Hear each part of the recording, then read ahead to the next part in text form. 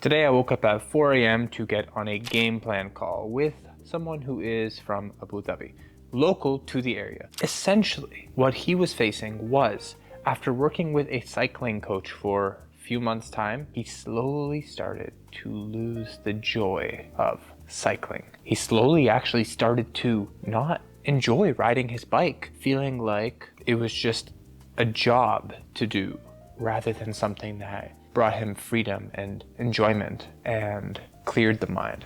So some context, this man was also working with a personal trainer. He also obviously has a boss at work, and he is married and has kids and has a mobility coach and has a chiropractor and has a physiotherapist and all of these things. And the way he described it to me was, I always say it like this. I have a boss at work. I have a boss at home. I have a And the boss boss on the in the bike. gym. In the gym. And then I added the boss in the bike.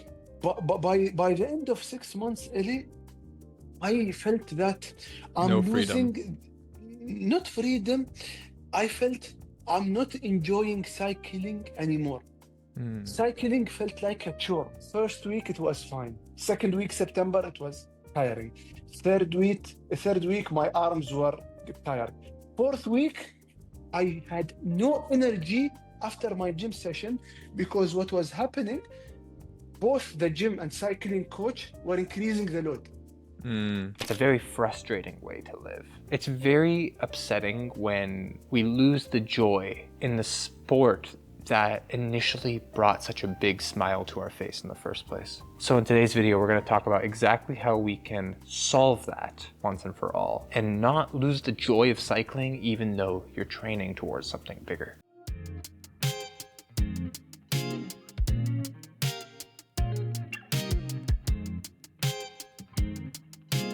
I think first thing to say here is what I told him and what I've done with a lot of clients is you have to program days where you can just go out and enjoy your time on the bike. I'm not here to harp on any coach or any trainer or anything like that, but I think that this is too ill forgotten. Like, it's not done. Hardly any time do you see someone just go have fun and ride your bike into the calendar on Training Peaks. But I stand by it. The reason for it is because everyone finds something different to enjoy about cycling. And this is going to tie into my bigger point here. But for example, for me personally, the thing that brings me the biggest smile on my face when I'm out on the bike is adventure. Now, in Abu Dhabi and Dubai, you can't really go on an adventure. You have the same cycling tracks and you're repeating them. The pros of that are it's very controlled environment. You can get your workout perfectly. You know you're safe. The cons are there's no adventure. And so for a rider like me who needs that adventure, who needs to explore new areas on the bike,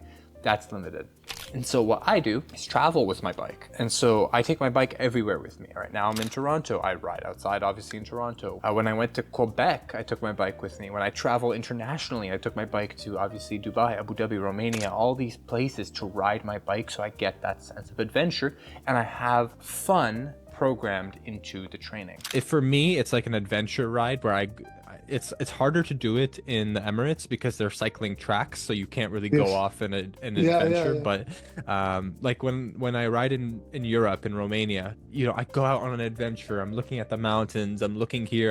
So it's like you have to put fun into the schedule. Does that make sense? Yeah. For other riders, it's not about adventure. Perhaps, and this is what I noticed with some of my clients, it's about the journey to a higher FTP, the journey to faster times, to riding the same routes over and over, but like faster and quicker, and you're looking at your stats, and that's where the fun is. Some riders, the number is the fun. Like seeing the FTP go up is fun. Seeing the fruit of your labor is fun. And for those riders, all the best to them. Training is fun. But the thing that's hard is not every rider finds training fun. Some of us find it draining. Some of us find it mundane. Some of us find it unenjoyable. And so the key to being a coach is finding the thing that puts a smile on your client's face and allowing them to do more of it. So for the clients who love the FTP tests and love seeing their numbers go up, obviously just let them train as usual. Other clients need that sense of adventure. Programming that in specifically is a really good thing. And still, other clients, the fun aspect is the social aspect. going out in a group and connecting with other riders and meeting new people. And for them, programming social rides in is really important. Perhaps you're that person who you need to talk to someone. Perhaps you're the kind of rider who loves races, you love competing, you love pushing yourself to the max and setting new records and pushing yourself against others and seeing what you're capable of. Basically, the entire pro peloton, I doubt any of them are going through the sacrifices that they're going through if they didn't enjoy their time on the bike, if they didn't enjoy and have fun in the process, because it's painful, but it's fun. And so I think a big part of this is know what drives you, know what the thing that just puts a smile on your face is on the bike, and embrace it. Make sure to program it into your training, into your calendar, so you don't miss this really important part of cycling. Because if you just do things that you hate doing to improve your fitness, which is great, obviously improving your fitness is important, but if you just do this and do this and do this and finally you fall off and you're like, I just don't enjoy this anymore, why would you want to ride your bike? The second thing that my soon-to-be, inshallah, if you're watching this, Muhammad, I hope to be working with you, but my soon-to-be client was struggling with was balance. And here's what I mean by that. The coaches that he was working with were all separate. And so he had a cycling coach here, strength training coach here, mobility coach here, physio here, chiropractor here, which obviously aren't coaches, but are still part of the wellness team, nutrition here, like everyone was separate. And he has like 6 people he's constant communication with, and he's in the middle, and he just has to communicate with all of them, and none of them are communicating with each other. The reason he wasn't seeing the results that he wanted to see was because of this. He trained for a week, and then his cycling coach would increase the intensity or volume, and at the same time his strength trainer would do the same thing. And so guess what? He was down here, now both of them are up here, and he's working a little bit harder. And it's doable for a little bit. For the week, maybe okay, he's surviving, he's overreaching, which is not a bad thing. And then they both do it again. Then they both do it again. Then they both do it again. And at some point, he is unable to hit the training numbers and the rides and come into it with a smile on his face because he's so exhausted. And that exhaustion is bleeding into his work, his family, his life. He's not showing up to the rides. He's not having fun, and he's not hitting numbers that he needs to see. Why? Obviously because they weren't in communication with each other, but because both of them were raising it at the same time, he was overreaching without giving himself time to adapt and rest, thus turning into overtraining. So this is periodization here. Essentially, it's a theory of how your body adapts to the training that you give it. And so you remember when we were saying overreaching, right? You're Yes. here, and then for the next week you go up here, and then for the next week you go up here. And then at some point, if you could just keep going up, you're going to burn out. And so you have to give your body time down here. And when you give it this time, it looks at the training that you did here and it adapts and it comes back stronger so that you can continue and pick up where you left off, feeling good, Okay. feeling it's easy. So I think, based on what you told me, I think we call these adaptation weeks. I don't think you had any adaptation weeks in your schedule. No. I think I mean, you were just pushing harder and harder and harder. Yeah, doing both weekly. And then at some point, what happens is your body forces you to take a week or some time to rest, and like you're tired, and you can tell. Yeah. You can tell it's forcing you when you're going onto the bike and you're feeling like, oh, I'm so tired. And so typically what happens, the way I explained it to him, is when we want to overexert yourself, overexertion for the short term is actually a good thing. Overreaching is a good thing because it drives the fitness up. But overreaching must be balanced with rest. And so when you're overreaching in one area, typically we either keep the volume or intensity consistent or even lower it a little bit to allow your body time to adapt. So for example, if you are just cycling for a little bit and then you decide to introduce strength training into the mix, we actually lower the volume of the cycling just by 10 or 15% to allow your body the energy and the requirements it needs to adapt to the training, so you're not overexerting yourself. But overexertion in the short term is okay because it allows your body a stimulus to adapt to. But if you keep pushing and pushing and pushing and pushing and getting higher and higher and higher, at some point you're going to blow up. At some point you're going to burn out physically and mentally. And that's where we get overtraining. Like, you don't even want to be training anymore. You're physically exhausted. You're just like feeling lethargic and slow and tired all the time. Now, the problem here wasn't with Muhammad, because he was doing everything he was told to do. And this was why I was a little bit frustrated on the call, because he was doing everything right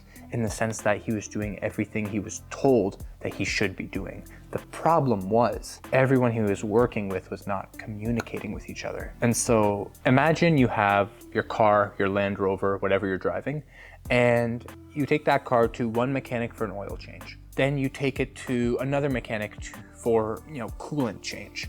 Then you take it to another mechanic to change the tires. You take it to another mechanic to do the brake fluid. You take it to another mechanic to do this. And you're taking the car to 7 different mechanics, and none of them are in communication with each other. And so none of them know what the other mechanic is doing. Why is this a problem? Well, what happens when they start doing things that conflict with each other? What happens when, one mechanic's doing an oil change with ultra synthetic fluid, whereas another mechanic said, like, you have to change this filter, and somehow, my car knowledge is failing me here, but somehow the things that they're doing conflict with each other. I think that's kind of the problem here. You have a lot of professionals working for you, which is so good, but none of them are communicating with each other. None of them know what's happening with you. Like, they can see the Whoop recovery score, but that only gives you so much information. At some point, you're going to break the car. It's better to just have one mechanic who you're comfortable with, and you know that that is the mechanic who knows your car best. When you take it to him, he'll immediately be able to tell you what's wrong with the car and help you fix it, rather than 7 mechanics who each know their own little thing, but no one can see the full picture.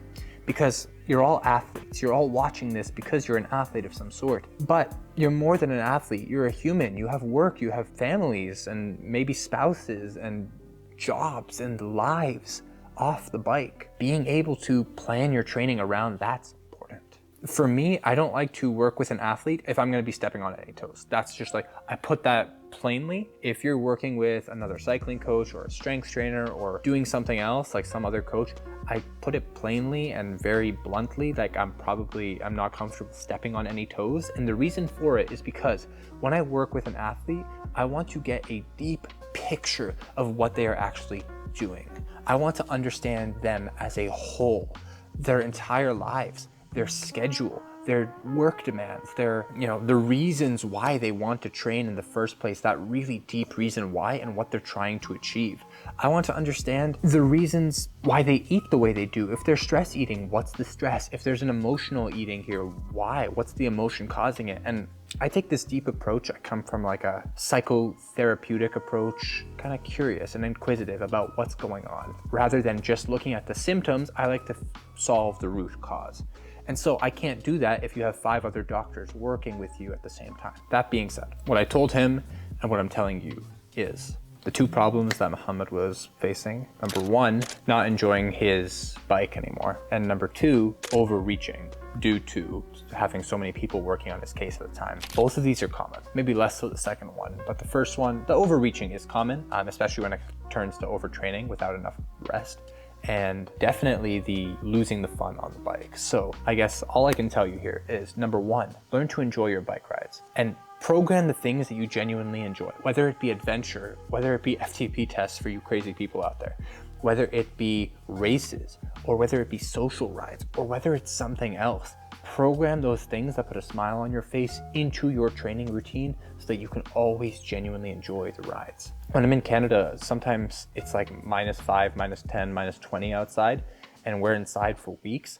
Sometimes, if I can, I just go outside and ride my bike, even if the weather's ugly, because it puts a smile on my face and just increases the morale a little bit before I get like depressed and have to go back inside on the trainer. So I know what puts a smile on my face, and just to increase morale just a little bit, even if it conflicts with the training routine, I allow myself to do that. You too. And allow yourself to overreach, but know when you need to call it, okay? I gotta take a little break, put an adaptation week, allow myself to experience super compensation from my training, big word, just me, fancy word of saying you're stronger than you were before, and come back feeling better. If this helped, please leave a thumbs up. I don't know if you guys are liking this kind of stuff where I'm actually putting clips of people I'm talking to and clients and whatnot into the video. If you are, let me know. For those who made it this far, I appreciate you and respect you. Thank you for watching this all the way through. For those that didn't make it this far, I guess they'll never see it. So here's a fun word that they'll never get to listen to. Dingle. Awesome. Catch you next time.